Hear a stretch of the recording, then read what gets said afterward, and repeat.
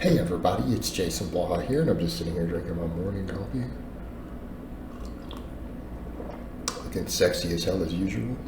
And for those of you who don't think I look sexy as hell drinking my coffee, nobody cares what you think. I didn't ask you. Alright, so I had someone in my comments ask me, Jason, why do you see so many really skinny guys? And I don't think it's so many, I do think you see it. But you see so many skinny guys who could sumo deadlift a lot of weight. Like, why is that? What's specifically going on that they can move so much weight on that lift with so little muscle mass? And notice it doesn't carry over to conventional the same. And also the Anatoly guy. You see him on Facebook with his Anatoly jokes. It is in my feed nonstop. And I've pretty much examined what he does, and even chatted with a friend of mine who is linked the guy's open powerlifting to me. The guy has never deadlifted 500 pounds legit, by the way. And I'm not saying he's weak, but he's a perfect example of a guy who, in competition, I think he's deadlifted around 480 pounds. But everyone thinks he can do 550, 600, whatever on deadlifts because of the stuff he does on camera. All right, now what people need to keep in mind, barring a handful of tiny little elite competitors who you do see some of this in competition, but keep in mind deadlift bars are getting whippier in certain feds, right? Who may be overall good powerlifters, are a tiny little subsection who are still pulling this off. But we're talking about general gym goers who are not elite powerlifters, not genetic freaks, anything. Who you see do this all the time, and what is it you standardly see with the really big lifts?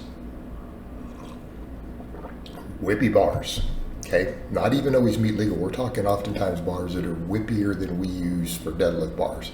Because you guys have seen the whip that I have. I have two deadlift bars. One of them is competition legal, right? I do have a Texas deadlift bar, and I routinely pull with it on camera. So you people have observed it. But you'll see the really whippy bars. You'll see bumper plates or iron plates, not steel plates. Iron plates are thicker, like cast iron. Steel plates are like an inch thick usually. Even the 20 kilo or 45 pound plates, they're 1 inch thick. And that's competition plates are made of steel. So you'll see that, and then you'll usually see straps. So they take the Anatoly guy. You've seen him do that, whatever, do 600 or something, and I replied under one of his reels of that this is offensive to people who really can lift this weight, and I put up my clip of me doing 635 with steel plates on a stiff bar, no straps, conventional. And it is true. That sort of prank is offensive to people who actually are strong and have put in the work, because he can't deadlift 600 plus. Not a true deadlift that would count. He's maybe a 500 pound deadlifter, which is perfectly respectable for his weight. But so people say, well, how do they do this? What's going on?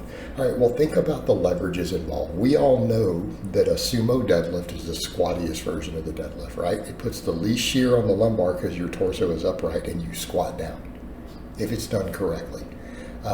So it does remove a lot of the back, so you don't have to have a big back to do it. Not always, because if you can keep your torso upright, it helps, right? Just like you can see people do above the knee rack pulls, sometimes double their deadlift. You see it all the time. Again, you can keep that torso upright, we remove that shear, but it's the squattiest of the deadlifts. It's mostly thighs, basically. It is quads, adductors, glutes. And they only have to work through a partial range of motion. So the thing is, when you look at a normal conventional deadlift, the weak point isn't always off the bottom. Some people it's in the middle, some points it's like out. For me, it's right at the knee. If I miss a conventional deadlift, it's right at the knee. You guys saw me go for, I broke my state record this last year. And then I went up 20 kilos and missed the lift. Notice that it exploded off the floor and it stuck right at the knee, right?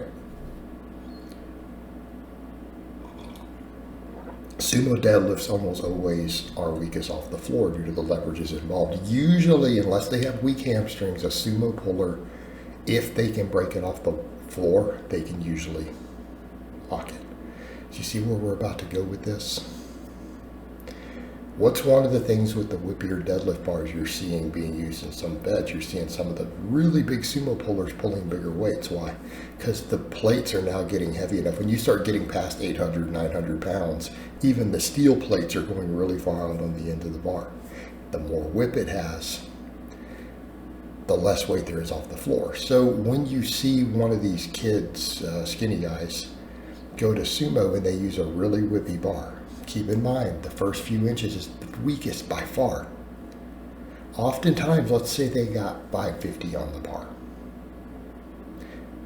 The first 3 inches of the pull, right? The hardest part when they squat down, right? If the bar is still whipping, the plates are still touching, there may only be 300 pounds, 400 pounds on that bar. In other words, they only need to create 400 pounds of force for the first few inches. And until those plates clear the end, and again, you get more bend, there's a ton of the weight still touching the floor. So look to see when they go to make those pulls, how many inches they have moved the bar in the middle. See where we're going? They move the bar in the middle before the plates leave the floor on the edges. Because people are saying, well, just the plates that are on the edges. No, no, no, because if you think about the weight shifting, no, it is some of the weight from the other plates is there too.